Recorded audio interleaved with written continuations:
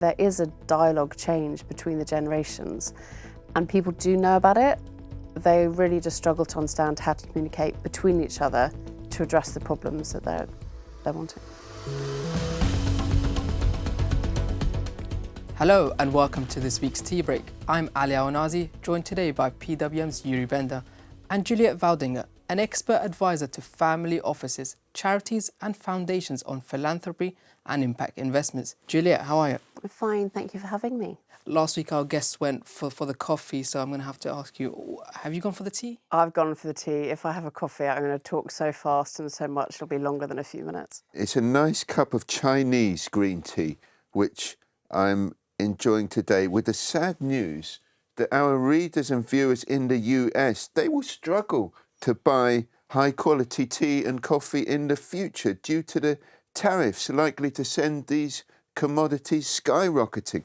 President Donald Trump is clearly thinking about his family's succession, with his sons Eric, Don Jr., daughter Ivanka all in the frame, and of course there's the son-in-law Jared Kushner.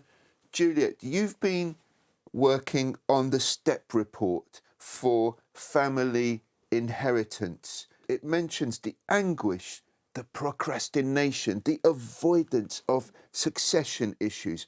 When you're giving advice to these high-level, often colourful families about these inheritance and succession issues, how do you begin this conversation?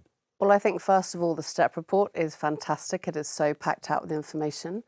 And one of the points it really identifies is the lack of communication in the families is such a big problem, and it has been for ages. And really, if you're going to talk about values, it's a big, airy, fuzzy kind of word. And succession and legacy is more associated with the principle passing on and how we're going to survive. And so really using philanthropy as a toolkit, it gets everybody around a table. But still values is quite abstract. So think about what are your motivations of giving. So we've got 100 million for philanthropy. What motivates you? What interests you? What articles do you read? Are you interested in AI or climate change? I was talking to an heir in waiting, as it were, the other day, and she was explaining that they know all this wealth will come, but her and her siblings were both given £1 million in their 20s as a present. Her brother is now a drug addict. Her sister is going through all sorts of trauma because they've completely lost any form of self-identity, self-purpose, self-ownership. And if the family had come together about a purpose, a reason, a mission, it just gets everybody on the same playing field. Ali, you've been delving very deeply into these family dynamics in your last article, and you spoke to the head in Zurich of the Centre of Sustainable Finance and Private Wealth, Dr. Falco Pietzold, at the University of Zurich, and all about the science of studying family dynamics. What did the good doctor tell you? Wealthy investors must shift from scattered impact portfolios to systemic investing, understanding and influencing entire systems for meaningful change. That is, institutions like LGT support this shift by encouraging education, co-decision making, and thematic ownership among next-gen holders. And Juliet, your STEP report reveals lots of talk about social responsibility, but very little action. Do you feel that families you advise are also looking for a much more systemic approach to philanthropy and impact investing? Another example, I was talking to an inheritor who's got some money to their foundation, and he's very into climate change, and he's investing his money through climate change investments. However, he is having to manage that a lot of his inheritance is still being managed by his father. And a lot of it's going through fossil fuels, and he completely disagrees with all the inheritance that's coming. So how does he manage the emotional baggage of parents? Here's an inheritance, here's how you could use it, but we're actually going to get you more money by doing things you disagree with. We've still got the baby boomers, following what they wanted to generate wealth for the next generations, full stop. I mean, this interaction between the generations, absolutely crucial in every level of society, in every country. And Ali, you're really churning out the articles and videos at the moment. And we were all watching your studio interview with Özge Dogan, a young lady from Turkey who runs one of the country's largest family offices, Calm and Beyond. And obviously, We've seen the challenges in Turkey where there's the younger generation out onto the streets. They've got different values to the older generation there, politically, socially. What was she telling you about the values and attitudes of different age groups? She emphasised that next generation's desire for flexible, value-aligned financial models, a greater role in decision-making and preserving family legacies. Turkish youth, she says, are ambitious, adaptive and ready to innovate different wealth strategies. Let's have a look and see what she says.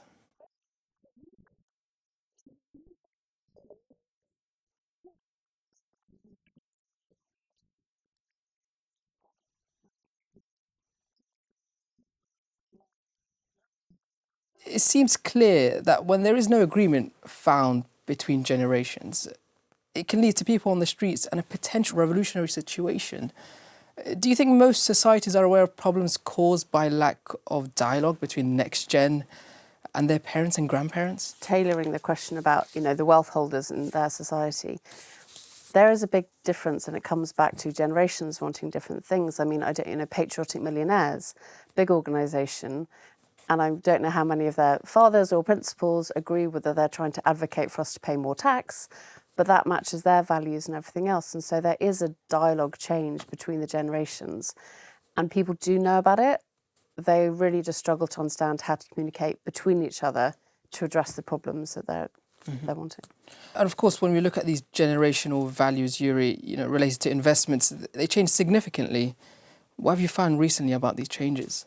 Well, it's an area that I've been covering for quite a long time, as you can see by my grey hairs. And I think that there used to be this hair dye, Grecian 2000, and one of my friends said to me, "You've obviously been using the Grecian 1000. It hasn't been working too well." It was all about avoiding gambling stocks, about avoiding investment in weapons.